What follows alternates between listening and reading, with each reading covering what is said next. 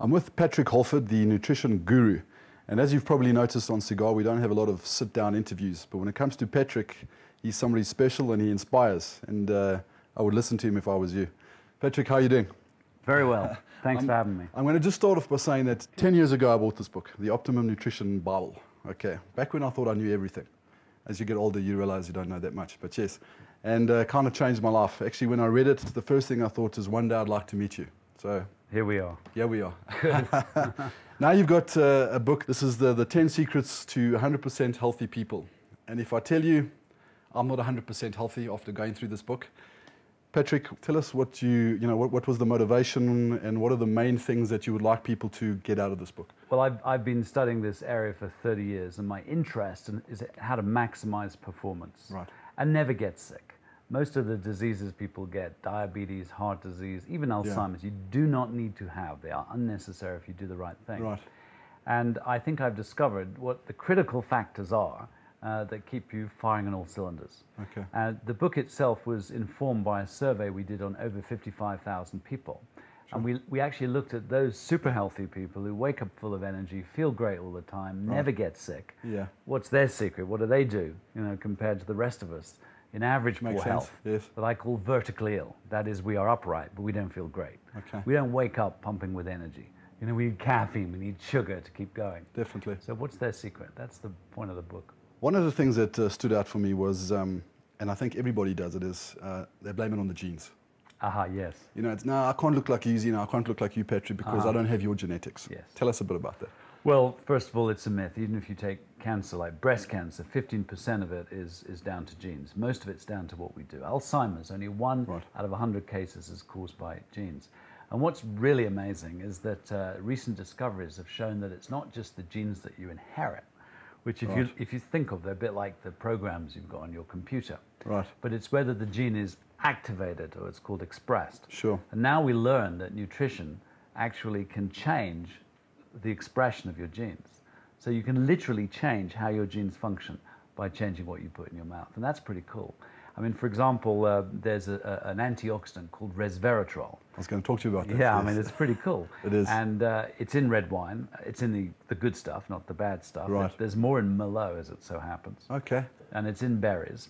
And it actually switches on or expresses a sequence of genes, the anti-aging genes. So, and those genes are only normally switched on by either that chemical or by, I think it's starvation or something like that. Yeah, this is a kind of recent discovery that if you eat more one day, less the next, if you have a 20% difference in your calories, that actually switches on the anti-aging gene. And it may be to do with our evolution, because basically as hunters, we're not going to eat the same amount every day. For sure. You have lean days, and then you absolutely. have feast days. Right. And actually having lean day, feast day, lean day, feast day, switches on the anti-aging gene. So we're still learning so much about how to achieve our full potential. Yeah, it's one thing that I fight with a lot of my friends about. It's not about the genes, it's about what you put in. And talking about what you put in, I've always believed that you are what you eat, and you say that's not exactly true. Well, yeah, I mean, one of the secrets is getting your digestion and absorption right. Right. And many of us are eating foods also that we fight, the foods that we are unknowingly allergic to. Right, right. And, we've moved a long way away from our evolutionary design. And I mean, the point there really is the genes haven't changed. What's changed is what we're exposing our genes to. Yeah. I mean, for example, if I told you that I'm in my 50s and I'm still breastfeeding from another species of animal, would you think I'm weird? Sure. Yeah, of course you would. Now, can you think of any animal species that consumes milk as an adult? No, definitely. I mean, there are none. Absolutely. So it's not actually part of our evolutionary design to be guzzling loads of dairy products, when you are older. And there are some reasons why that might not be so good. For me, I'm allergic. Good analogy, that. Yeah. And some people react to yeast, some people react to wheat, some people react, and they don't know they react. So, for example, there's a lot of yeast in beer.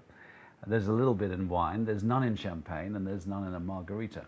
So if you feel better after tequila, champagne, and worse after beer, wine, you might actually have a yeast allergy. It's not a hangover.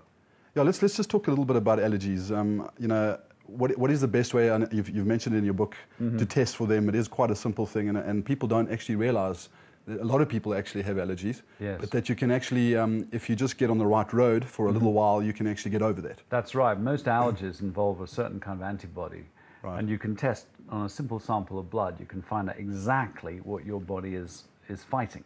I mean, exactly. Okay. But the interesting thing is, for this kind of allergy, if you avoid the food that you are currently sensitive to for about 3 months strictly, Okay. and improve your digestion, and I tell you how in the book, your body unlearns, it forgets, so you become less allergic. So yeah, I would never have known that. I mean, one of the ways that people get allergic is by having things that damage the gut, and painkillers are a classic example. So, for example, the average person has 373 painkillers a year. You know, it's a lot. I met a young guy, 25 years old, recently on a little island off Africa. I was having a holiday, and he started bleeding from the backside, you know. Oh my gosh. And it turned out it was antacids, painkillers, and a little bit of booze the night before. And we managed to get an emergency plane to get him to a hospital where he get a blood transfusion. He was an hour away from death.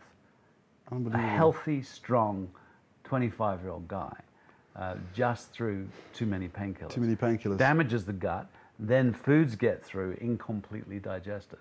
So I can tell you exactly how to become allergic to foods, and it's all to do with the gut. And that inner skin, your gut, is the size of a tennis court if laid out flat, and is 1/8 of a sheet of paper thick. And the cells that make up that lining are replaced in 4 days. Unbelievable. And the food they feed off is the amino acid glutamine. Yes, right. Which is used, you know, by a lot of people wanting to build muscle because it helps to repair muscle. Sure. Actually repairs the gut. And if you have a teaspoon last thing at night in some water, it's fantastic. And it's also very good for hangover because I've done it, and it works 100%, right? Yeah. Just getting back on the gut, little things that people don't realize, and you mentioned in your book, 100 tons of food go through your gut. That's it. And every day you produce 10 liters of digestive juices. And in your lifetime, something like 350,000 liters? Oh, amazing. I mean, the human body is incredible. No, it is actually incredible. Yeah. Also talk about how your body reproduces itself, like within 11 months.